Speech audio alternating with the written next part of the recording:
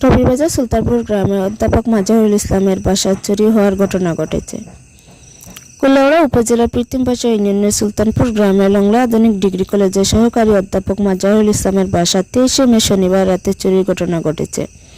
জানা যায়, লংলা আধুনিক ডিগ্রি কলেজের সহকারী অধ্যাপক মাজহারুল ইসলাম দীর্ঘদিন ধরে সুলতানপুর গ্রামে নিজ বাসায় পরিবার নিয়ে বসবাস করছেন। কিন্তু গত শনিবার বিকেলে মাজহারুল ইসলাম তিনি পরিবার নিয়ে নিজ বাড়ি হবিগঞ্জ জেলা চুনারীঘাট গ্রামে যান। সেদিন রাতে খালি বাসা পেয়ে রাতে বাসার চুরির ঘটনা ঘটেছে। দেখা যায়, বাসা থেকে স্মার্ট টেলিভিশন ড্রয়ার ভেঙে নগদ অর্থ স্বর্ণ নিয়ে যায়। চুরির এই ঘটনা নিয়ে কুলাউড়া থানায় একটি জিডি করেছে এবং আইনি প্রক্রিয়াধীন রয়েছে বলে জানান সহকারী অধ্যাপক মাজহারুল ইসলাম।